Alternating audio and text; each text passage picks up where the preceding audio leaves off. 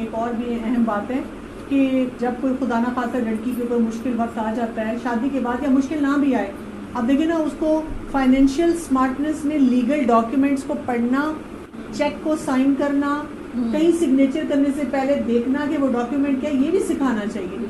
کہ چاہے شوہر ہی کہتا ہے تو دیکھیں نا کتنے دھوکے ہوتے ہیں، اندھا اعتماد کر کے جی سائن کر دیا اور پھر اس میں خرابی آ گئی. کیونکہ وہی بات ہے کہ ہم اپنی بچیوں کو ان سب چیزوں سے کہتے ہیں نہیں بیٹا بس کر دو سائن، بس بھروسہ کرو، بس اب یہی تمہارا سب کچھ ہے.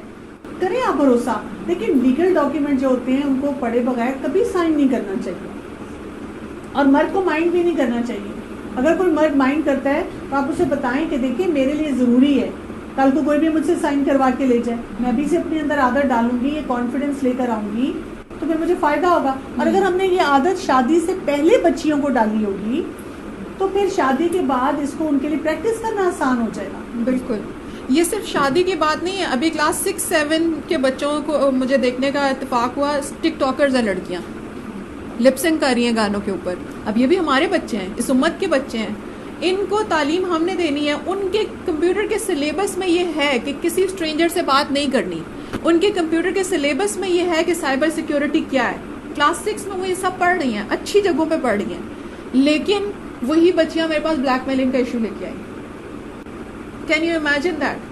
مدرس یہ جو کہتی نا ہر کسی سے اخلاق سے ملو، کسی کو نو نہ کہو. کوئی لڑکی اگر اپنی اسٹرانگ باؤنڈریز رکھتی ہے، ہم کہتے ہیں بڑی فسی ہے، بڑی اوپینینیٹڈ گرل ہے یہ، اور مدرس خود ہی ڈسکریج کر دیتی ہیں. اور اس میں بھی فائنینشیل میٹر میں میرے پاس بھی سائبر کرائم کی ایک لائر ہے، اس نے مجھے بتایا تھا کہ جب بچیوں کو بلیک میل کرتے ہیں لڑکے تو وہ بیچاری ہمارے پاس آتی ہیں. میں نے ان سے پوچھا آپ لوگوں کی فیس کتنی ہے؟ اس نے کہا 1-1 لاکھ روپیہ ہوتی ہے، جس میں ہم پھر انٹرنیٹ سے ان کا جتنا ڈیٹا ہے وہ واپس دلواتے ہیں، وہ ڈیلیٹ بھی کرواتے ہیں. اور وہ کہتی کہ وہ اپنے ماں باپ کو گھر میں بتا نہیں پاتی. تو میں ان سے وہ پیسے کہاں سے لاتی ہیں؟ کہتی کچھ اپنے ہی گھروں میں چوری کرتی ہیں، کچھ بہانے سے کہ جی کوئی سیمسٹر فیس آئی ہے، کوئی نئی فیس آ گئی ہے، بہانے کر کر کے فیسیں لاتی ہیں اور وہ ہمیں دیتی ہیں تاکہ یہ کہ ہم ان کی ہیلپ کریں. کہتی بہت کم والدین ہیں جو اپنی بچیوں کو ٹھیک ہے ان سے ہو گئی ہے غلطی، اس معاملے میں آ کر ان کو ہیلپ کرتے ہیں.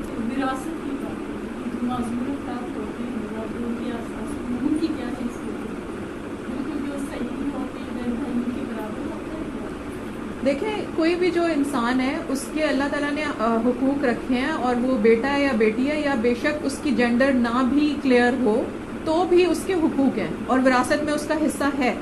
تو علماء نے فقہ کی بکس میں اس کے بارے میں کلیئرلی لکھا ہے. اب جو بھی بیٹے یا بیٹی کے حکم میں آتا ہے، اولاد کے حکم میں آتا ہے، اگر اس کی مثلا آنکھوں کا مسئلہ ہے تو اس کا یہ مطلب تو نہیں کہ وہ آدھا انسان ہے، اس کا یہ مطلب تو نہیں ہے کہ وہ اب کمتر انسان ہو گیا ہے، وہ برابر کا انسان ہے اور اس کے برابر کے حقوق ہیں. اور یہ نہیں ہو سکتا کہ ہم اس کا وراثت میں حصہ اس لیے کم کر دیں کہ وہ معذور ہے. دیکھیں جو لوگ برے ہوتے ہیں، انہوں نے جو مینیپولیٹو لوگ ہوتے ہیں، وہ آپ کے اندر کوئی نہ کوئی ایپ نکال کر کہہ دیتے ہیں کہ تمہاری وجہ سے تمہیں تمہارا حق نہیں مل رہا. مثلا بیٹیوں کو ہم کہہ دیتے ہیں کہ بیٹیوں نے وراثت لے کے کیا کرنا ہوتا ہے، تمہیں تو ہم جہیز دیتے ہیں. تو بیٹیوں کو بھی تو آدھا انسان بنا دیا ہوا ہے. تو ہم نے اپنی اپنی جگہ فائٹ کرنا ہے، ہمیں پتہ ہونا چاہیے کہ ہمارے رائٹس کیا ہیں. اسی کے لیے میں نے کہا ہم سب کو دین کا علم حاصل کرنے کی ضرورت ہے. اور فرض کریں آپ کی زندگی میں کوئی مسئلہ آ گیا، اب آپ اس ٹائم تفسیر قرآن تو نہیں سیکھنا شروع کریں گے نا، ایک ریلیجس اسکالر کے پاس جائیں، علماء کی سیکنڈ اوپینین جا کے لیں اور پھر پتا کریں کہ میرے حقوق کیا ہیں. دین میں نا ہمارے وہی میں نے جیسے پہلے بھی آپ کو کہا پیسے کا بڑا صحیح استعمال ہمیں بتایا گیا ہے. ہمیں نا یہ کہتے ہوئے اپنا حق مانتے ہوئے شرم آتی ہے. ہمیں لگتا ہے کہ ہر کوئی کہے گا کہ یہ تو دیندار ہے، کتنی لالچی ہے کہ پیسوں کے بارے میں سوچ رہی ہے، یہ پیسوں کی بات کر رہی ہے. تو جائز جہاں پہ اللہ تعالیٰ نے حدود ہمیں دی ہیں وہاں پہ ہمیں پتہ ہونا چاہیے اور اس کو صحیح طرح سے پریکٹس بھی کرنا چاہیے. بالکل. کوئی سے لو میچ کی کسی لڑکے نے، اب وہ یہ ہوا کہ اس کے پیرنٹس راضی نہیں تھے، انہوں نے ساتھ ہیلپ نہیں کی، لیکن آفٹر لائک وہ شادی کے بعد وہ تھوڑا بہت خرچ بھی دیتا ہے پیرنٹس لڑکا، کیونکہ وہ کہتے ہیں کہ 2 ہمیں ملتے کہ باقی بہن بھائی چھوڑ کے لیے. تو اب وہ اس کے اوپر قرضہ ایک آیا شادی کا دن، اب اپنی بیوی سے کہہ رہا ہے کہ مجھے تو اپنا زیور دو تاکہ میں اس کو سے قرض دوں. اب اس لڑکی کی سیشن کیا اس کو کرنا چاہیے. شوہر سے لو میرج کی تھی، اس نے حق مہر ادا کیا تھا، لیکن یہ کہ وہ ارینج ہوا ہے سب کچھ، بعد میں سب کچھ ارینج ہی ہوا. ٹھیک ہے، حق مہر ادا کیا تھا اس نے. ہاں جی. دیکھیں شوہر کا قرضہ اتارنے کے لیے بیوی کی ملکیت ہو چکے ہیں زیور. اگر اس نے یہ دے دیے تھے بیوی کو تو پھر اس کے ہو چکے ہیں. اس کے پیرنٹس کے، لڑکی کے پیرنٹس ہیں. لڑکی کے پیرنٹس نے جو دیے ہیں وہ بھی لڑکی کے ہیں, اور جو لڑکے کے پیرنٹس نے زیور بہو کو پہنائے ہیں وہ بھی اب بہو کی ملکیت ہو گئے ہیں. ہمارے یہاں یہ بڑا غلط کانسیپٹ ہے کہ جی ہم نے زیور ڈالا تھا ہمیں واپس کرو, ہم نے اپنے بیٹے کو باہر بھیجنا ہے. یہ نہیں, آپ نے دے دیا وہ اس کا ہو گیا. اب وہ مالک ہے, وہ چاہے تو انکار کرے چاہے تو ہاں کرے, اور آپ اس انکار کی وجہ سے اسے اذیت نہیں پہنچا سکتے. ہم نے سورہ طلاق کی آیات ڈسکس کی کہ متعلقہ کے اتنے رائٹ ہے کہ ان کے اچھے طریقے سے رکھنا ہے, تو بیوی کا بھی رائٹ ہے کہ اس پہ پھر ناک منہ نہ چڑھائے کہ اس نے انکار کر دیا. اور دوسری بات, نبی صلی اللہ علیہ وسلم نے کہا کہ اگر کوئی شخص کسی کو تحفہ دیتا ہے اور پھر اس سے واپس مانگتا ہے تو یہ ایسا ہے جیسے کتے نے کیا کی اور پھر واپس چاٹی. اب ہمارے معاشرے میں اس قدر یہ عادت, بری عادت, ٹاکسک عادت ہو چکی ہے کہ لوگ پیسے اور کپڑے تک دیتے ہیں اپنی بہوؤں کو اور پھر واپس مانگتے ہیں. دینا پہلے گفٹ اور پھر واپس مانگنا یہ بہت چھوٹی حرکت ہے. تو میرا خیال ہے کہ لڑکی کو نہیں دینی چاہیے اجازت. کو ٹریک ریکارڈ بھی دیکھ لینا چاہیے نا. اگر وہ شخص ذمہ دار ہے, یہ نہیں کہ وقتی طور پہ پیار محبت کا اظہار کر رہا ہے کیونکہ اسے پیسے چاہیے. اگر وہی بات ہے کہ لگتا ہے کہ بچپن سے اب تک بہت ذمہ دار ہے, کئی دفعہ دیکھیں بیویاں دیتی ہیں اور بہت ان کو اپریشیٹ بھی ہسبینڈ کرتے ہیں, بعد میں ریٹرن بھی کرتے ہیں اور بہتری بھی آ جاتی ہے. تو کیس ٹو کیس ویری کرتا ہے. تو لیکن یہ بات درست ہے کہ اس کے اوپر یہ ٹینشن نہیں اس کو ہونی چاہیے کہ جھگڑے کی وہ نہیں بنانی چاہیے. اگر اس نے فیصلہ کر لیا ہے کہ میں نے نہیں دینا تو پہلے سے پریپیئرڈ ہو کہ ہسبینڈ کا اگر موڈ خراب ہے تو میں نے ڈیفینسو نہیں ہونا, میں نے اس کو جھگڑے کی طرف نہیں لے کے جانا, میں نے اس کو اور راستے دکھانے جہاں سے وہ پیسے جو ہے وہ بنا سکتا ہے. اور جیسے ہمارے اسلامیہ ہوتی ہیں بلکہ پڑھتی ہیں, اور مجھے یاد ہے جب میری جو ہمارے پاس اتنا ہوا نا, میں چھپڑ کے اپنا اگلے دن جو ہے نا اپنی کو دے دینا ساس. تو وہی میں نے یہ اپنی بیٹی کو بھی سکھایا, میں نے جو جتنا بھی ہوگا یہ سب میں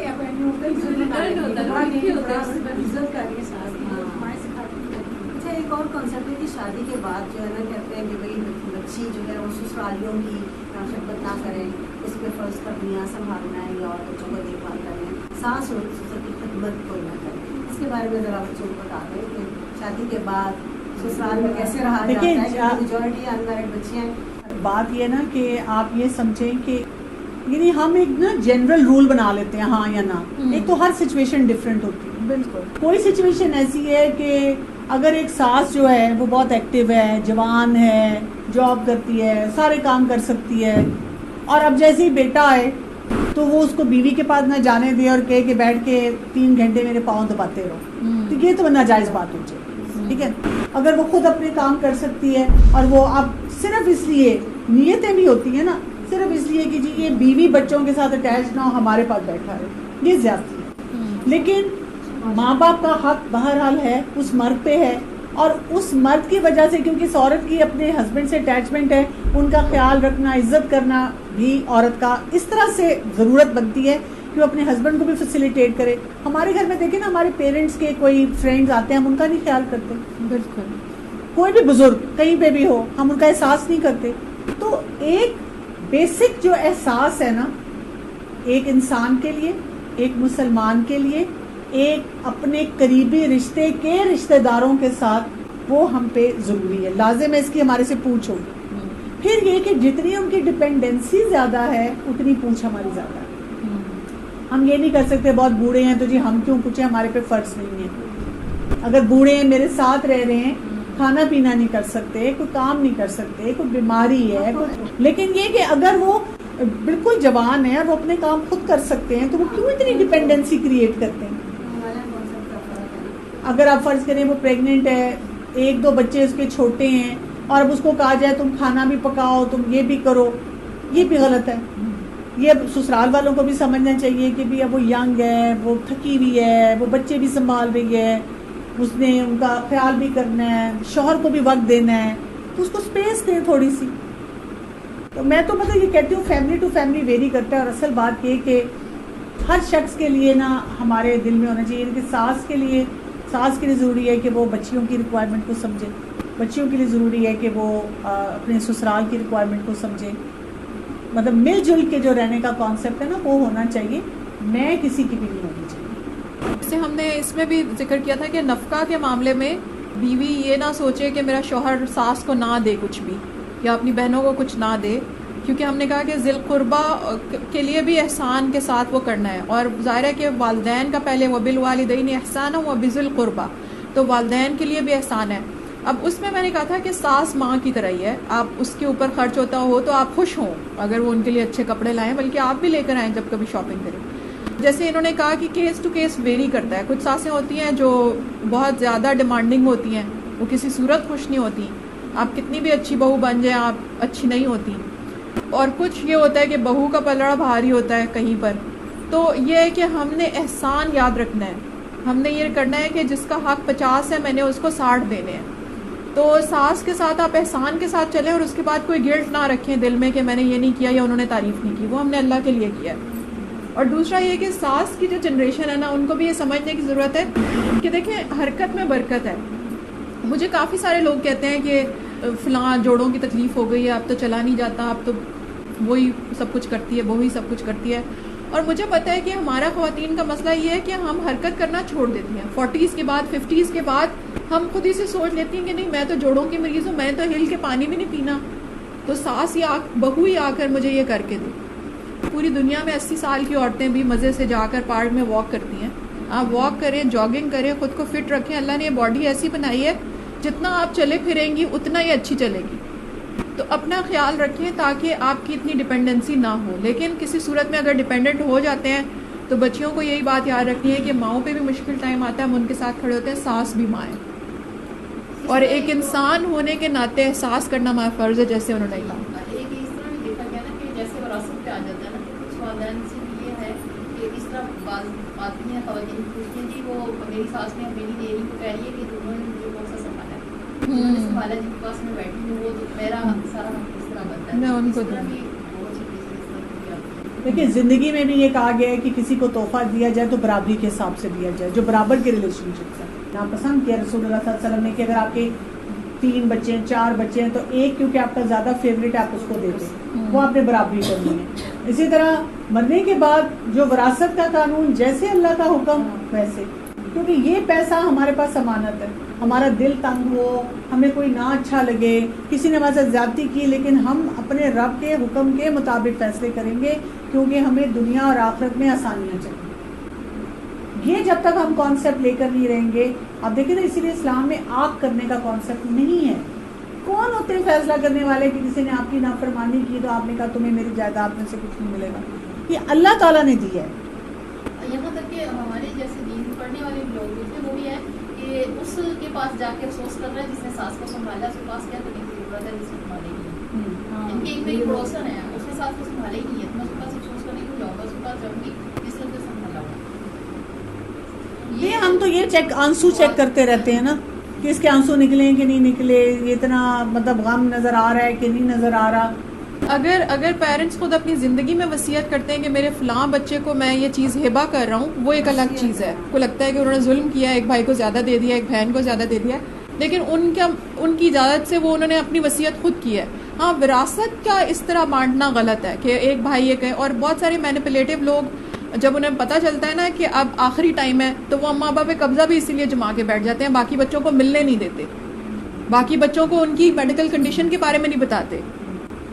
اور دوسری بات یہ نا کہ یہ جو آپ بات کہہ رہی کہ زندگی میں ہبہ دے دے، جیسے آپ دیکھیں ایک کانسیپٹ ہوتا ہے مساوات، ایک ہوتا ہے عدل۔ فرض کریں کہ اب آپ کے 4 بچے ہیں، ان میں سے ایک جو اتنا افورڈنگ نہیں ہے، اب زندگی میں آپ سب کو تو تحفہ دے رہے ہیں برابر کا، لیکن آپ ایک کو تھوڑا زیادہ فیسیلیٹیٹ کرنا چاہ رہے ہیں، اس کو زیادہ پیسے دینا چاہ رہے ہیں، یہ کاروبار شروع کر لے، اس کے پاس گھر نہیں، اس کو گھر بنا دیتے ہیں، اس کو یہ کوئی پیسے دے دیتے ہیں ایکسٹرا، اس کو کوئی، یا اس سے کسی کا شوہر ہی بہت برا ہے، نہیں خیال رکھتا، باقی بچوں کا جو ہیں وہ اپنے اپنے گھروں میں خوش ہیں، تو آپ ان کی آسانی کر سکتے ہیں، آپ کر دیتے ہیں، تو اس کی تو اجازت ہے نا۔ ہم یہ کہیں کہ جی باقیوں کو بھی دے دیں، وہ باقی کہہ رہے ہیں کہ نہیں ہمیں کوئی اعتراض نہیں، یا اگر کوئی تھوڑا بہت اعتراض بھی کرتا ہے تو ماں باپ انڈرسٹینڈ کر سکتے ہیں کہ اس وقت اس کی ضرورت ہے۔ بالکل، اور وہ پیرنٹس نے اپنی زندگی میں کیا، ان کے کنسینٹ سے ہوا ہے تو وہ مالک ہیں، وہ جسے چاہے دیں، اور اس پہ وہی بات ہے کہ پھر باقی بچوں کو اس پہ شور نہیں مچانا چاہیے کہ اسے کیوں دیا، وہ غلط ہے، وہ انہوں نے خود دیا۔ وہ ہیلپ کرتے کرتے ڈپینڈنسی نہیں کرنی چاہیے ایسا سسٹم کرنا چاہیے جس سے بیکاری نہ بڑھے. بالکل. اور پھر ہم کہتے ہیں جی ہم تو 20 سال سے اپنی بیٹی کو پال رہے ہیں اور آپ اس کو بڑا لیوش دے رہے ہیں. بالکل. کرنا ہی ہے تو پھر اپنی بیٹی کو ایجوکیشن دے دیں کہ یہ پڑھ لے. اس کو کچھ ایسی چیز بنا کے دیں جس سے اس کو فائدہ ہو, باقی لوگ اس پہ مزے نہ کر رہے ہوں. جس معاشرے میں عدل نہیں ہوتا نا, وہاں استحصال کی یہ شکلیں سامنے آتی ہیں کہ جو اسپوائلڈ ہے اسی کو ہم ریوارڈ کرتے جا رہے ہیں. جو بدتمیز ہے, جو پاؤں پٹکے گا, اسی کی ہم جلدی سن لیتے ہیں. یا جو ہر وقت روتا رہے گا کہ میرے پاس کچھ نہیں ہے اور خرچ کر کے آ جائے گا, خالی ہو کے بیٹھ جائے گا. تو اسپوائل بندے کو ریوارڈ کرنا غلط ہے. لیکن واقعی میں کبھی کبھی پیرنٹس کو پتہ ہوتا ہے کہ ایک بچہ جو تھا وہ چھوٹا رہ گیا, باقی بچے بڑے ہو گئے تھے, ایک چھوٹا رہ گیا, تو وہ اس کے لیے کچھ زیادہ وصیت کر کے چلے گئے. وہ وصیت کے مطابق اسے مال مل رہا ہے, وراثت سے نہیں. وصیت اپنی زندگی میں بھی دے سکتے ہیں, ہبہ بھی کر سکتے ہیں, اور وفات کے بعد وراثت برابر ملے گی. وہ ہبہ اس سے بڑھ کے ہوگا اور وصیت اس سے بڑھ کے ہوگا. وہ نیکی میں, چیریٹی میں 1/3 کی حد تک آپ کر سکتے ہیں. جزاک اللہ خیر. سبحانک اللہم و بحمدک, اشہد ان لا الہ الا انت, استغفرک. السلام علیکم و رحمۃ اللہ.